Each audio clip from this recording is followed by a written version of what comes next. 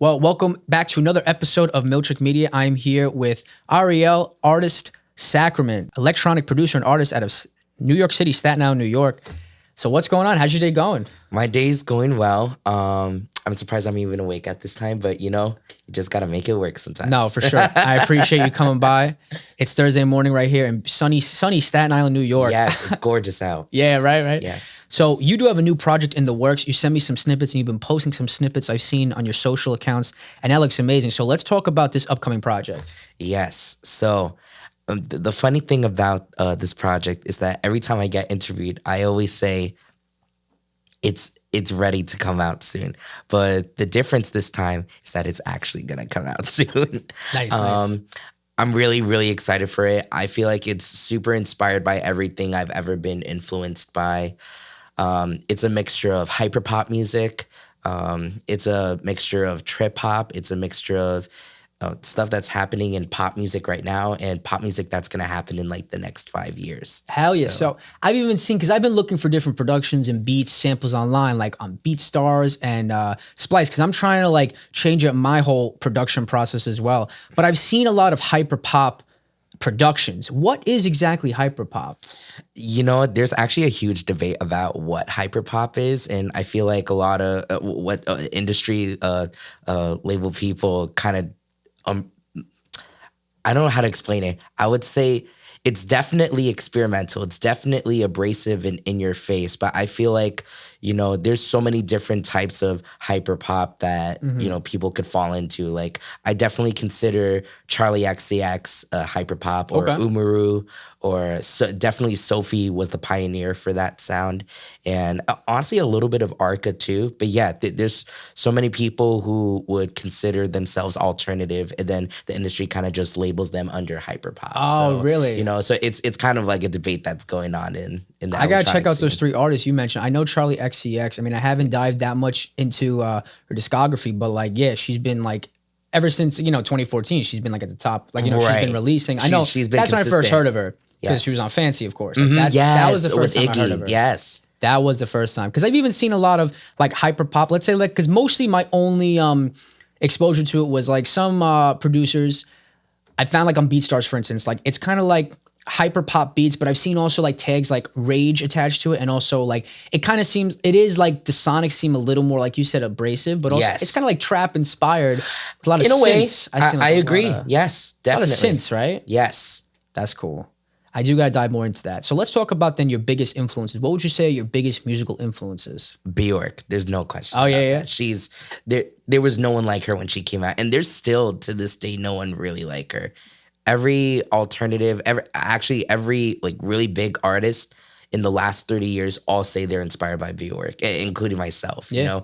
She took the sound of her country, which is Iceland, and made it into pop music. I don't even know she's from Iceland. Wow. Yeah, she's really phenomenal. Because I've heard that name, of course. I've just never dived into the music as well. I need to, yeah. But I've heard that name, like, because she came out in the 90s, right? She came out, yeah, definitely. Yes. Oh, sweet. So, but what would you? So, I also you're inspired by Charlie XCX. Yes, You are? heavily, definitely. That's awesome. So, even when you were growing up, what were your top 5 best records? Like when you were younger, what were your first exposure to music? My exposure to music. You know what? In kindergarten, our graduation song was "Hero" by Mariah Carey, and I was that like one diva in the class. I was like, I'm gonna sing it louder than everyone else. But you know what? I didn't care at the time. People said what they had to say, but when you're in kindergarten, you don't really think about that. Yeah, so. who gives a shit? I remember like even mine, I feel like mine was like The Rising by Bruce Springsteen, total opposite of that. But we were like all like crowd in the auditorium, and we were on like these little risers. Remember like those plastic risers? Yes. Oh my we were all gosh. squished together singing them. We're on a budget. Yeah, right. Yeah. We were on the risers singing like it was like, I don't know. I graduated kindergarten like 2002. I remember I saw Spider-Man. 2002. Oh my gosh, I feel so ancient. What do you mean? I thought you were the same age. We're same age. Like about yes. It's wild though. It's like 20 years ago. It fucks me up. Right? Doesn't it fuck you up? I definitely. It's totally wild, right? Hero by Mariah Carey. That's cool. I didn't even know that was. I'm slacking. Yeah, I didn't even know when that came out. I know that probably came out like maybe like late 90s. Oh, I got you. But Fuck it, that sounds it was fun. still relevant in the early 2000s. Yeah. So would you say, so also Mariah Carey, is that a big, oh, so we're talking about first exposure to music. So Yes. kindergarten, that was a graduation song. That must have been epic. That sounds like fun. Other influences, let's say, when you were that age. When I was that age, okay. First made you want to create music. I definitely listened to a lot of Britney Spears at the time. I mean, this is like the age of like Backstreet Boys, NSYNC.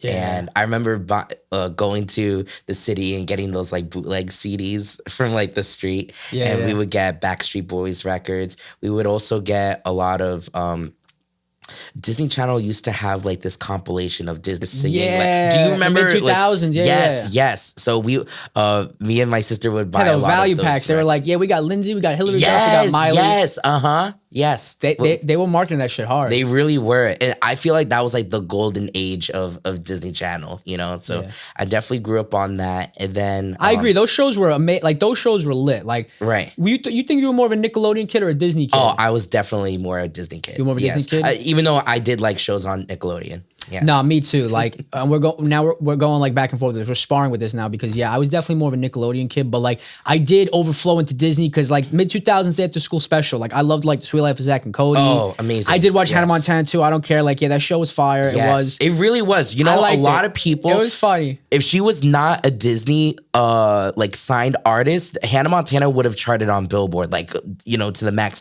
I say the same thing about the Jonas Brothers too. A lot of people are like, oh, they're like a teeny boppy group. No, they made real music too. If they weren't Yeah. signed to Disney or Hollywood Records. Yeah. Yeah, what was it? Sweet Life of Zach and Cody. I did watch some That's So Raven. I did watch some Hannah Montana. What the fuck else was there? But then even Nickelodeon, like I was big into Drake and Josh, Ned's Declassified, all that shit. That shit was great. Carly. Yeah, like, and I haven't watched, of course, because we're older. I didn't watch the shows after that. But like when I got older, like around 2010, even like when I was like realizing, man, what are you doing? You start losing interest in those shows when you were Right, younger. yes. It wasn't the same to me. Right. Right. Like I feel like the shows back like mid 2000s, they were great. And the content was so different then. Yeah, It's just yeah. sign of the times. No, for sure. Even like the humor was a little different. Like it was Right. still like they had a little sarcasm tucked in there. It was like kind of It was corny. It was references. fun. Yeah. As an adult, when you see like little snippets or shorts, like let's say it's on TikTok or little like snippets again, you see like, damn, they slid some humor in there. Like, Right. That really should have not yeah, been said. yeah. But we would have known because we were 8. Right. It went over our heads. For real. Yeah, Yeah. yeah. So yeah, we're talking about that right now. So when did you start producing music? I started producing music seriously in 2014. So 2014. that was the year I graduated high school. Gotcha, okay. Actually, I would say 2014, definitely. 2013 is when I started, like 2011 to 2013 was when I started to really develop my sound and try to figure out like what I like and what I didn't like. So I remember in 2010 and 2011, the EDM was really huge at the time and like massive like pop records were out. This was the age of like Gaga, Katy, Britney, Kesha, Rihanna. And I just really enjoyed listening to, that era of music. But then I started listening to more left-centered sounds. So I listened to Bjork a lot. I liked Verona. They're a really great band. I started to listen to Lana Del Rey, and then Lorde ended up happening, and that's like one of my top influences too. Yeah. And yeah. So basically, like your introduction to that music, electronic music, was inspired by a lot of pop records around that time we were in high school. So would you say that like, let's say, like Lady Gaga, that was a big influence? Yeah, like definitely. That, like the Fame and stuff like that. Like that kind of was Fame an Monster, introduction. Born This Way. Because electro pop, even Kesha's records, like that sound at the turn of the 2010s, like electro pop was huge on top 40. Right, that was the only thing that was playing on it was pop huge. radio. Yeah. It was that floor on the floor, four on the floor. Four on the floor. I fucked that up. But it's all good. So I went to Wagner High School. Where did you go to high school? Oh, you went to Wagner I went to Wagner High School too. But I think you were a year ahead of me. Yeah. Yes. Okay, yeah, because I was 2015. So word, okay, sweet. So yeah, I actually formed my first band in 2013 as well, but 2014 was the same year where I was like, you know what, like it would be great to like find a way. How could I like find a way to make this a living? Like it would be great to like be a musician or a producer, and make a living out of it. I don't just want to be in a band, but like, can I go to school for this? How could I like turn this into a business? Exactly. That was like the first year as well for me where I was like, shit, like it would be cool to make this into a career. Right. You know what I mean? So did you release your first music in 2014, demos or whatever? Yes. did? So bad. Let's but talk about that. Yeah, yes. let's talk about that. So I remember in I want to say 13 or 14, I was going to release an EP called Cyber Monday. I don't know why, but it was really inspired by a lot of what I was listening to at the time. So Gaga, Korn, surprisingly, I fucking love Bjork, Korn, dude. right? They're out of this Because world. they came out with that EDM inspired album like 2012. Like they had like Skrillex on it. Yes, like, yes. They're just a huge influence to me in general. Like growing up, like, yeah, they were, but Right, same. that's awesome. I also listened to a lot of Foster the People at the time, so I kind of just mixed a lot of different genres. I love their first two records. I liked a lot. Yeah, me too. It was great. Yes, Torches. And what was revolutionary? Oh, and Supermodel was their second record. Yes. That mural, because I love that mural, like that album cover, and even like hearing like my best friend, like they just like Mark Foster. I learned like when I was learning about like his songwriting, like yeah, those first two records are dope. I like And his voice is just really. There was no one singing like him at the time. Yeah. Yes. Yeah. Or if there was the closest thing to him was like MGMT. You know. True. Yeah. You see some of that similarity. They're great too. No. Yeah. That was another great record. I feel like that was like the precursor. Some of that, like when Kids and Electric Field blew up. Yes. That was like a precursor. I feel, a part of it, of course, to like how when we were in high school, that indie pop, indie rock sound, as well as like EDM, that was like at the top of top 40, right? Yes. Like the Neighborhood 1975. Like I was inspired by a lot of those bands too, because that was like whatever the guitar like dominant bands were. Right. Yes. Because like 2000s, you had the garage rock and like indie rock, like led And scenes. then it like pioneered to like the 2010s. Yeah, and yeah, the indie rock. So that it's wild to like look back and think about it. So 2014, you were thinking about putting out Cyber Monday. Yeah. Yes. I put out my Unfortunately. yeah. I put out my first on SoundCloud too in 2014. They were trash. I remember I deleted them because I was like, I can't fucking keep this up. I should have, because it's like, why not? It shows like me starting at 16 trying. The first two demos I put out, they were called Let Me and Psychedelic Love Song. Trash. Amazing. But I was we like, have to listen to it later. I'm pissed off because like I have to find it on my laptop. I think I may have deleted them, but like I'm upset because like I should have just left it up. Like, yeah, fuck it. But I like, that's when I first started. I remember I was showing kids in Spanish class in Wagner, and I was like, yo, dude, I just put out a song on SoundCloud. Like, fuck is this? Like, yeah, imagine like it's on the internet. Check it out. Right. And at the time, that's like the biggest thing you could do. Like, I'm on SoundCloud. I wish I would have put out more music back then. I wish I would have just gave less of a fuck. But like I was thinking, it was all like mostly like garage band loops and shit. I was working garage band. That's what it was. Garage band. Wow. Yes. Did you first start in garage band? I did start on Me garage too. band. Yes. I mean that's GOAT. that's right. That's all we had. And I remember when I was younger, I got my first, when I used my first Apple, I was like, what the fuck is the guitar and a drum set on this little thing? Like garage band. What the fuck is this? Right. And all you had to do was use the little beat pads or just use the actual keyboard and like. Cyber Monday. So how many songs was going to be on that proposed release? Let us know the details. So there were supposed to be 8 songs. You got to expose yourself right now on this first project. project. Yes, I have to. Yeah, there was going to be 8 songs on this project. Okay. And vocally, my voice was very different at the time. So not that it was underdeveloped, but it was, yeah, you know what? Yes. All of ours was different. Right. Yeah. Exactly. Even just like I realized my voice has changed. Yeah. Even from speaking too. Exactly, right. Yes. Speaking, yelling, any smoking of any kind. Yeah. Right. But I definitely was inspired by I was in a choir for 4 years at Wagner and then continued doing choir rehearsals in college. And I felt like that kind of helped me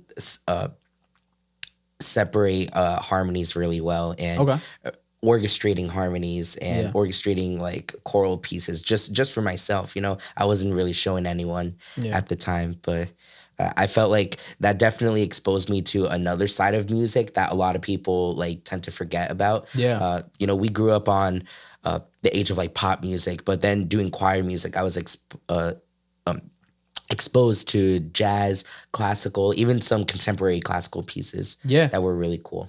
That's a great point. You're right, because I wish, if anything, I tried doing vocal lessons once in like the summer of 14 for a couple of months. I went to a school on Victory Boulevard, and I did something when I was in college because that was part of like the credits for the curriculum. You were able to do either ensembles or one-on-one lessons because I went to school for music industry and audio. So I wish I would have done more of that because even though the people I talked to where they've had that choral background, they were in chorus, like at the time you don't think because you're a kid. Right. But like, all that exposure, the harmonies, the difference between that that is a great tool to have. Right. Would you say that has influenced your creations a lot as well? Definitely, 100%. Yeah. I definitely, a lot of people, when it comes to recording, can't distinguish harmonies, and I feel like with choir that definitely helped. Choir, that definitely helped. Yes. And what do you do to keep your voice in shape? Do you do vocal exercises, certain kinds of vocal exercises? What do you do to keep your voice in shape? So I actually teach voice and piano, so I do the warm-ups with my students. So in a way, I'm kind of giving myself a vocal lesson. For sure, yeah. And I just use the method that I'm used to being taught, in college, and then also adding, my own little input. And then I watch a lot of vocal workshops with, it's specifically Cheryl Porter. She's a really great vocal coach. But I also watch different, genres of vocal coaches. So I'm able to understand how they shape their vowels, how they breathe correctly, diction, enunciation. Yeah, and what is diction exactly? Is that like with the the phonetics kind of? Yes. Okay. Yes. Yeah, because, so what was the name again? Cheryl Porter? Cheryl Porter, yes. Does she have like videos on YouTube, stuff like that? Yes, she actually, a lot of her videos have gone viral. For real? She's like this really a big personality, and she wears like really colorful dresses, and all of her students have like amazing voices. Oh, really? There's a song, not a song. There's a vocal warm up that went recently on recently went viral on TikTok. I don't know if you heard it yet, No, but it's definitely out there. But it's a really, all of her vocal exercises work. Because I need to keep because like, especially at work, like, and everything, like, I've been slacking so hard, and like, I'm realizing even just 5-10 minutes a day is good, because I want to have the best kind of vocal performances when I record. Right. And I've been looking for numerous YouTube channels as well. Like, one that I really gravitated toward that I would do over the last couple of years was this artist, Eric Arsenault.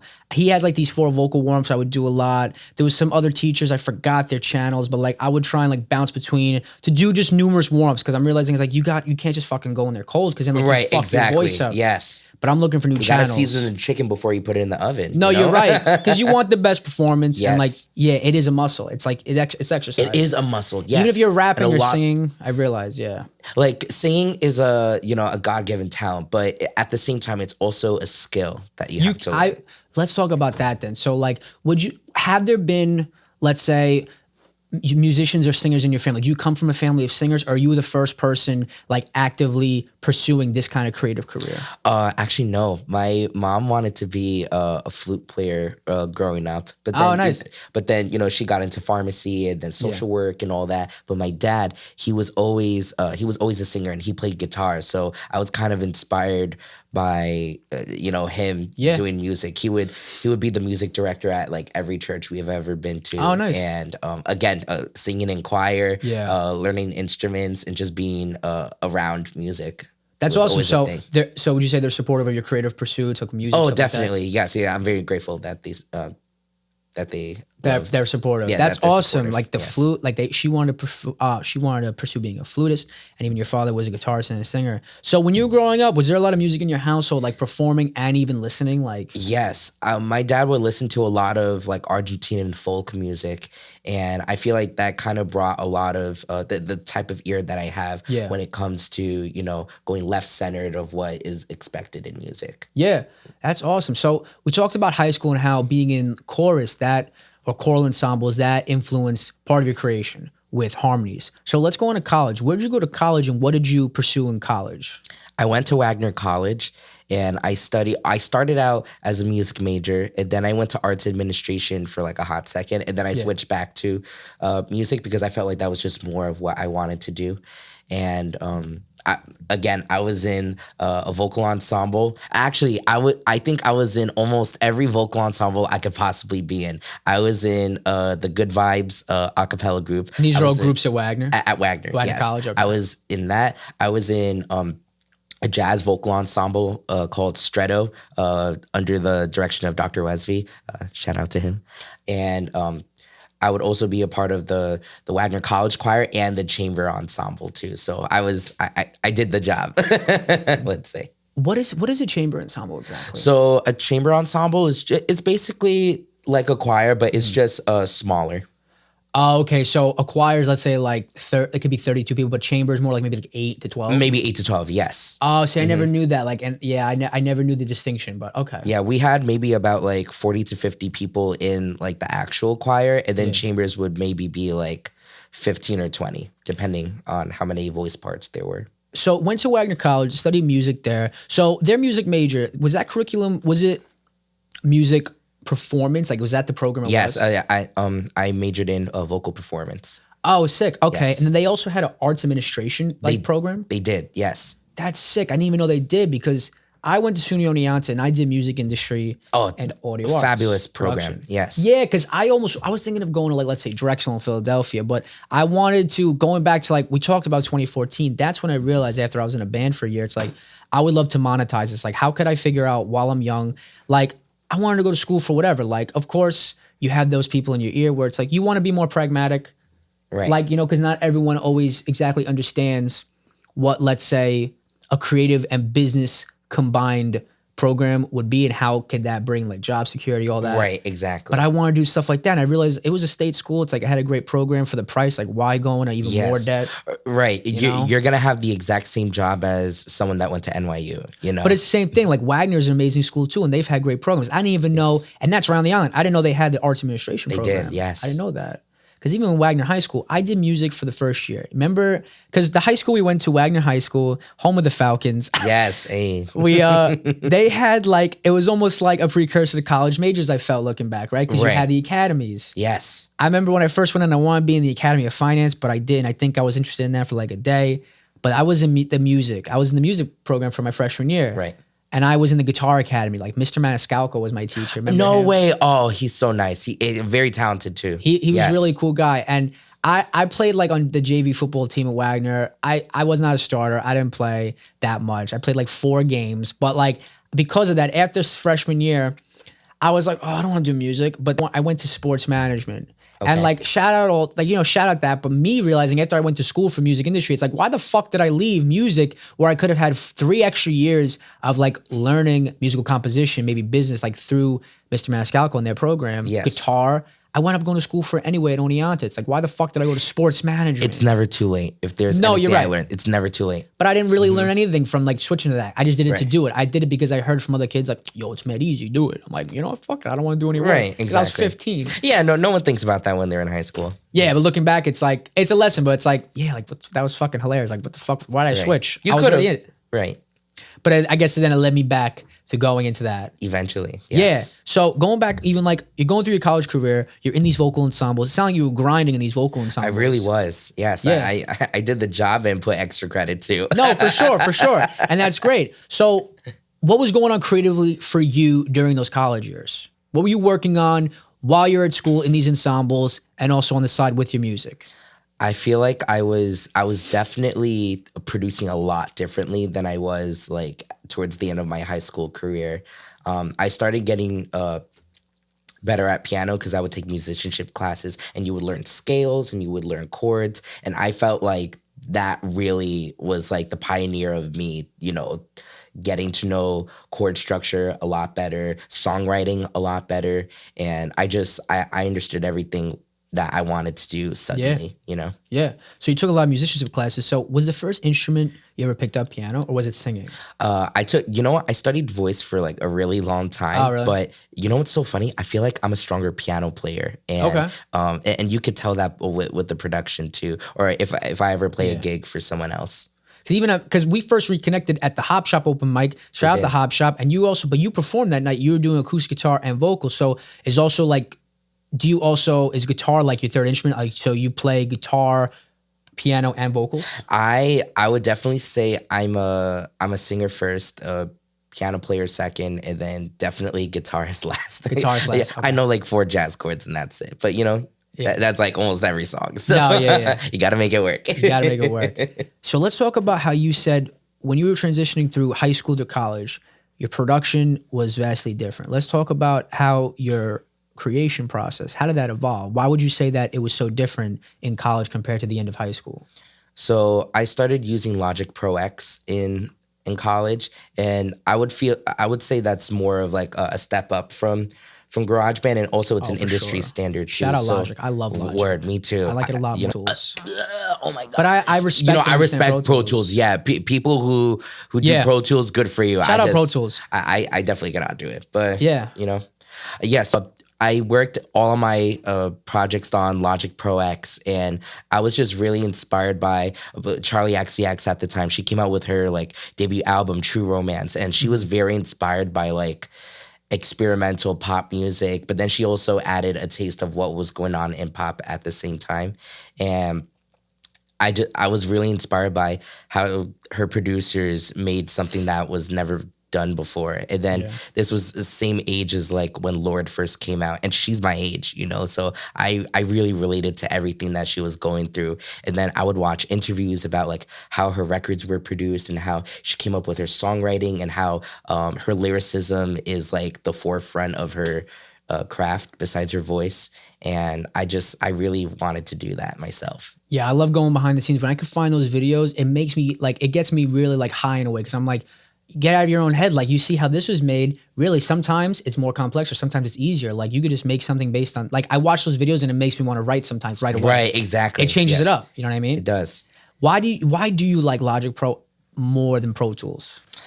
I like the way it looks, and I like the way it feels, if that makes sense. No, it makes sense. 100%. Yeah. I like the outlook of it. And also, I forgot to mention one of my biggest influences. He's actually here from the Ion, Dylan Pace. He is the smartest musician I've ever worked with in my life. He got signed to EMI when he was 18, and he produced like really amazing records. And I remember I went to school with his sister Harley. They're actually a duo. They're in a band called Gemini, and shout out to them. And she was like, "Oh, like you would really like my brother's music. You know, he produces a lot of the music that you like." And I'm like, "Oh, okay, cool." So then that was my first exposure to his band of Verona at the time, and I never heard anything like them before. I'm like, "Wow, like they're gonna be huge. They're gonna be, you know, a pioneer to like a really interesting sound." But you know, the industry works in weird ways and all that. But yeah, they have a fabulous discography, and I felt like learning Logic through like his eyes was a really big inspiration to me. No, it's awesome. Dylan Pace from Staten Island. Like, I gotta check out that discography. Yeah, he is sick. Amazing. He's written and produced so many like great songs, and people that we listen to also. Like, he's worked with Marsha Ambrosius, Majid Jordan, Jenna Andrews, who's a really big songwriter. Yeah, he has the talent. He's a genius. Yeah, I gotta check it out. That sounds sick. And even like what you said before, like with Logic Pro, like how it feels, I just feel more comfortable in it. I'm able to make music quicker. I feel in it. And it makes sense. Make it make sense. You're right. Whatever feels the most simple and the best for your creation process. Like, I love the way it looks too. It looks a lot more attractive than Pro Tools. Like, I'm not trying to shade Pro Tools. Like, I like Pro Tools, but also it's like so bright. And I guess, I don't know. Like, I'm even thinking of upgrading Logic. Yeah, I love the software instruments easier. And like, it just seems like it's so much more efficient for me. Do you feel that are you more of a sample-based producer, or do you make everything from scratch? ¿Por qué no los dos? Why not both? No, for sure. Yes. So how do you blend the two? What is your like happy medium between the two, blending in that? So I'm a really big fan of Splice. Me too. I fucking love Splice. Yes. A lot of people are like, "Oh, you're cheating." But it's all about what sounds good, and if you're the first one to get to that sound, you know? I usually I stay away from loops, but I usually get the one-shot sounds and then add my own like pedal boards to them, so it sounds really, outrageous and abrasive, and then or dreamy, depending on what the project is. And then the rest is history. So yeah, let's talk more about that. Like, I love Splice too. Let's talk about what you just said, how like you're cheating. I've heard that countless times too. Like, I've heard both schools of it, where it's like, no, of course, whatever is the best sound, like whatever makes the song the best. And some people are like, like I'd rather not. Like, some people are like, yeah, it's like it's cheating, make stuff from scratch. Right. Mm-hmm. Well, how do you feel about that? Like, do you think it doesn't matter? I feel matter, like right? it's this dumb hierarchy rules of like what should be done and what shouldn't be done, but in reality, it's about, who's going to make the best sound and who's the first who's going to do it too, you know? Because there's so many splice loops that numerous producers have used, but it matters on the producer and the artist that makes that sound famous, you know? Yeah.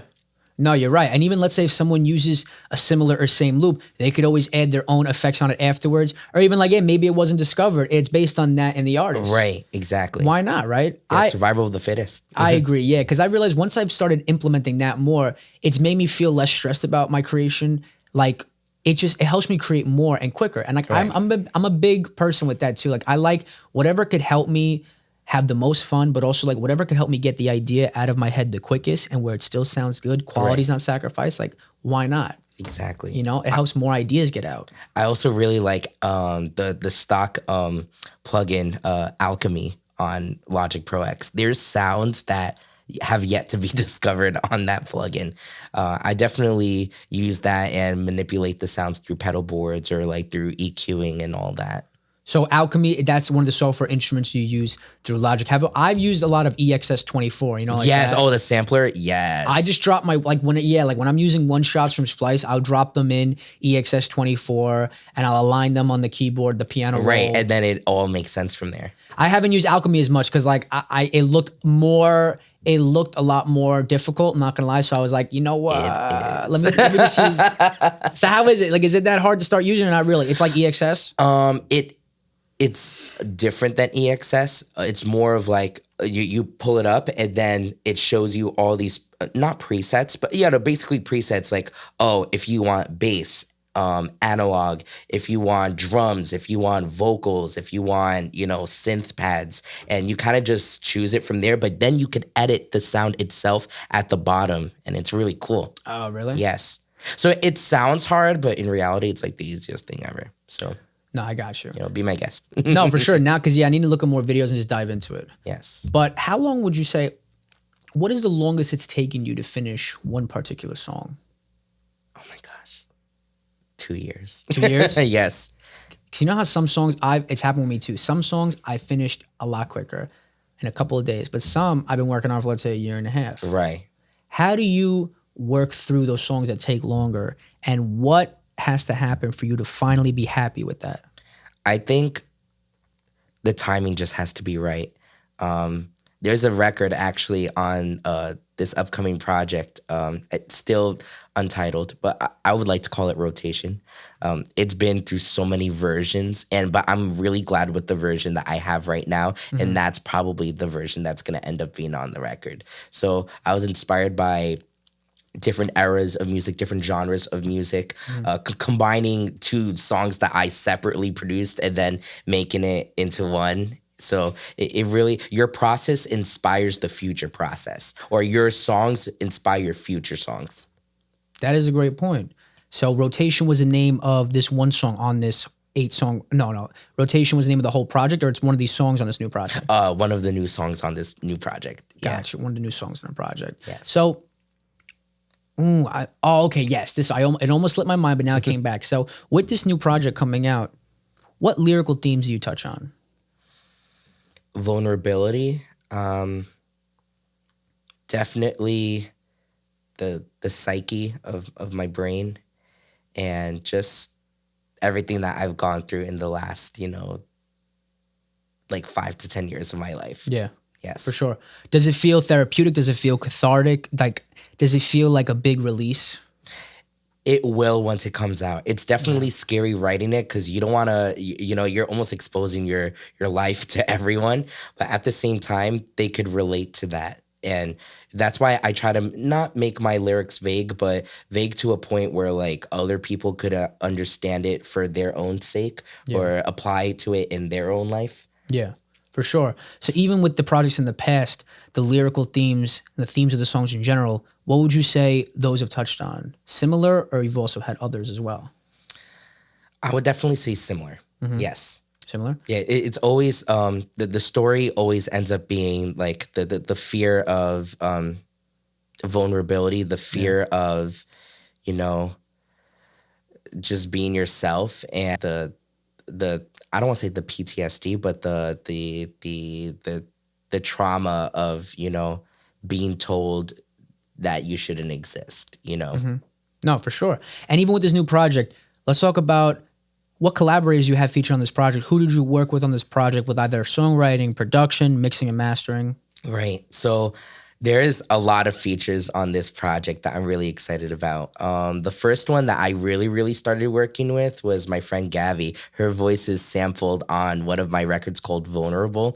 And it's this really dark trip hop record that I was really heavily influenced by Bjork's second album, but I was also really inspired by The Weeknd and like almost like 808s and Heartbreak Kanye West, or like Yeezus, like that era of Kanye.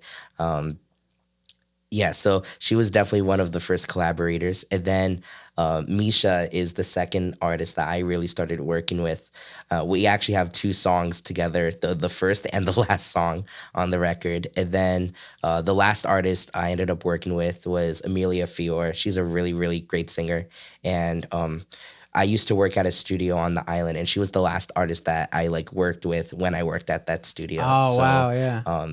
You know, so I always keep that song as like a commemoration of like everything that we've ever done. But we definitely have a lot of projects coming up soon after that song.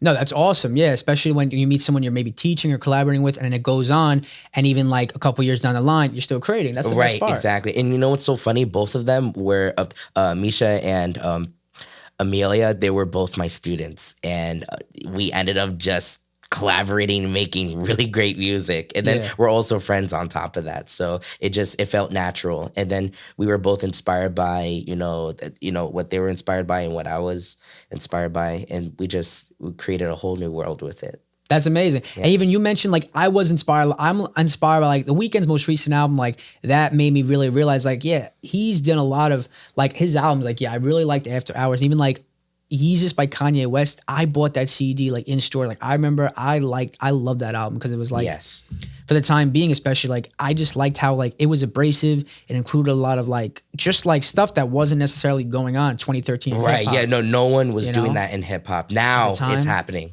Because even when I heard about him in like middle school and everything, when 808s came out, because that was a huge record. Like Heartless was all over the place. Yes. Love Lockdown was huge. Yes. But I was like, who's Kanye West? I don't know. I don't care. Like whatever. You know?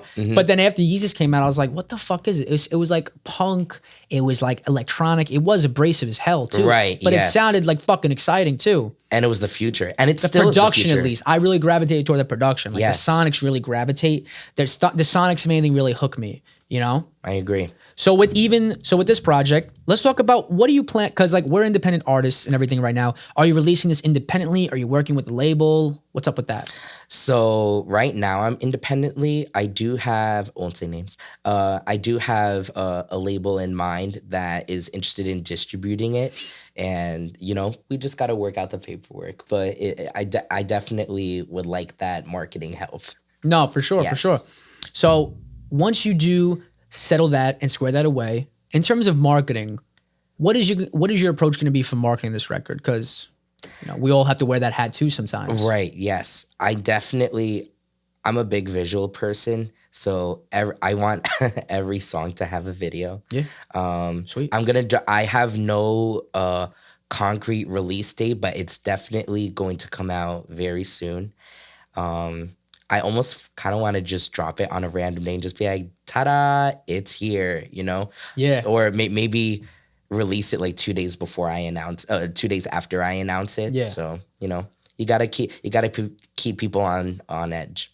No, for sure. And that's a great point because when you're marketing and you're trying to produce and release your own things, you have so many schools of thought where they're like, well, you're just starting out. Your audience is not the audience of a huge artist. So you need to do a big lead up. You got to do pre-save campaigns. You got to do all this marketing to build it up, release songs before projects because then it builds up that momentum. Right. But then also some people you just see, they just drop great music, they drop videos, but it seems more like off the cuff, right? Right. What do you think is better for up and coming artists? Is it better just to like maybe surprise and release stuff? Or do you think it's better to have more of a long rollout? I think a long rollout definitely works. I know with me specifically, I recently just released a commercial for a playlist that I've been curating for a year called Transcendence.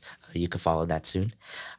It's available on Apple Music and Spotify, but the song that's on the commercial is actually Rotation from this upcoming project. So this is a commercial like for a brand or a company? Like you did for me.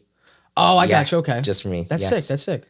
So why do you think, I'm sorry, yeah. No, go ahead. So why do you think the long rollout is the better choice? I think in specifically with this project, I kind of drop little snippets here and there and put it in a way that like people will be like, oh, what's this song? What's this song? And then it starts creating a conversation. And then once the song comes out, it'll be like, oh, I've heard this before. Oh, wow, now it's finally officially out, you know? So I feel like the age of TikTok really helped that, where they would release a song on TikTok, let it build out for a really long time. And then once people are like, all right, when is it coming out? Boom, then you release it. Then you hit them with it. You're right. Yeah, if you build up that momentum, Yes. it depends. It can work well in that regard as well, for sure. Right.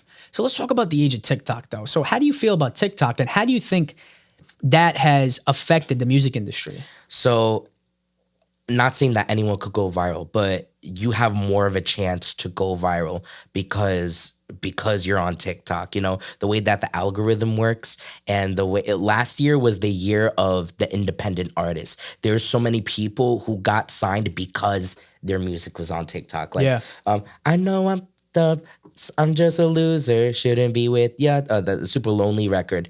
You know, Benet was just an independent And that was all artist. over on different videos. Exactly. And then Republic Records ended up signing her and was like, oh, like you could help us, you know, make it big and all. I mean, Republic Records is also very iconic, but yeah, they definitely helped her blow up from there.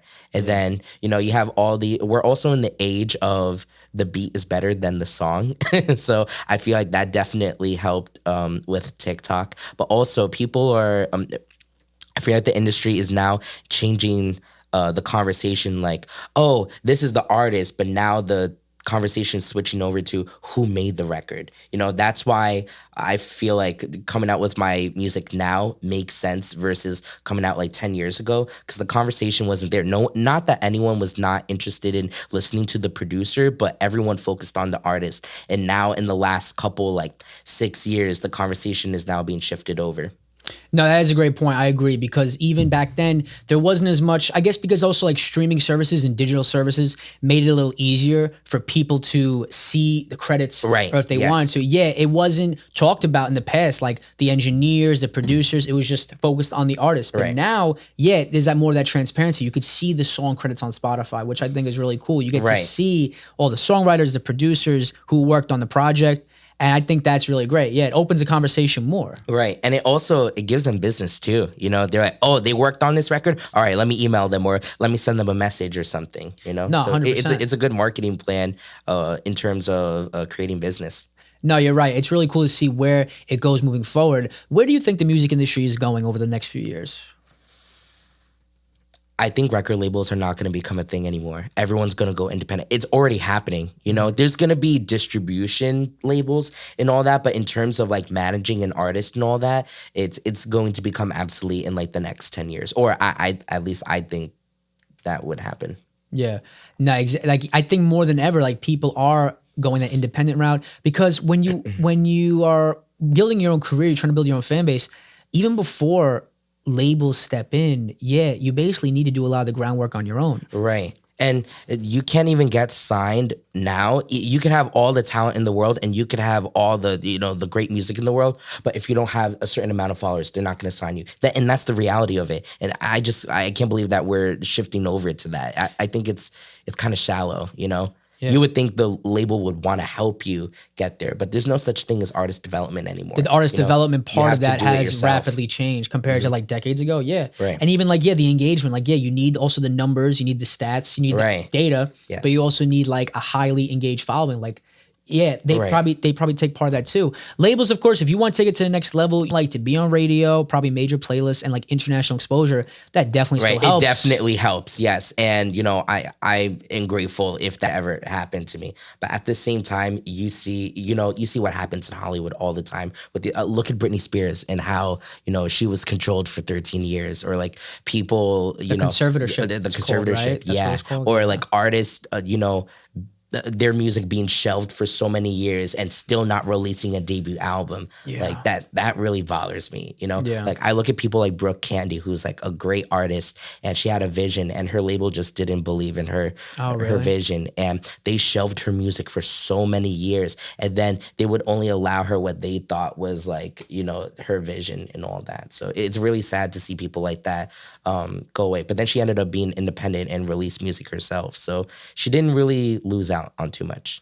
I didn't know that. I have never heard of her. Yeah. Or I gotta check it out. Tinashe, she's not signed anymore, and she's doing really? amazing independently. Or Frank Ocean, for example, he's not signed either. Yeah, like when he dropped Blonde, that was an insane rollout, even for 2016. Like Yes. that rollout, that was innovative at the time. It's like, yeah, he just dropped it. He released Endless to fulfill the contract. Yes. And then right away, he did that surprise release with Blonde. Right. He had that platform. Of course, when you do a surprise release like that, that's going to make a splash. Right. But it was fascinating to see how he concluded the contract with that release. Then he right away turned around and dropped Blonde and that whole rollout. That was I feel fascinating. like that was like a little middle finger to the industry. Yeah. In that point. And then again, age of like the independent artist. Look at Chance the Rapper. He is the first unsigned artist to win a Grammy. How crazy is that? I think like what you were saying, I do agree. Like now more than ever, the avenues are going toward, you have to build it on your own anyway. And especially as the 2020s progress, it's like, yeah, independent artists are gaining more market share, more leverage because Yes. you have to do the groundwork on your own anyway and build your own platform with content, great music, great collaborations, all that. Right. Yeah. And also I feel like I dislike it, but I also really like it too because it pushes you to work harder. Yeah. And a lot of people forget that in this industry, you have to work hard. It's not going to come to you. You have to do it for yourself. You know? No, you're right. You're right. So to wrap it up, we're going to end it up soon, but what are the final details or whatever else you would like to share about this project? Whatever you'd like to share about what is happening next for Sacrvment. So this project is going to be called Prototype. I'm going to drop it whenever it's ready. And it's going to feature 6 tracks this time and tracks that I'm happy with. And I can't wait for everyone to listen to it. It's, you know, even though I said it's very emotional and vulnerable, it's also a very fun record too. There's a lot of different influences and different genres that you're definitely going to hear on the EP. And then also follow my Transcendence playlist on Apple Music and Spotify. The link will be wherever this will be streamed on. So thank you for having me. No, for sure. Yeah. And you got to let us know about the release date as soon as you can. Cause yeah, it sounds exciting. It sounds like it's going to be a really great collection of songs. I'm so excited. And even follow the playlist. You've heard it here first on Miltrick Media. Let the audience know all of your socials. Where can we find you? You could find me on Instagram and on TikTok under Sacrvment. That is SACRVMENT. For sure. Yes. Make sure to follow Sacrvment on all socials, on Instagram and TikTok. The new project is coming out very soon, a 6-song project. I'm really excited to hear it. And thank you so much for coming on to have this conversation with me as well. It was a great combo. Thank you. Thank you so much. Yes. We'll be back soon. And thank you for tuning in.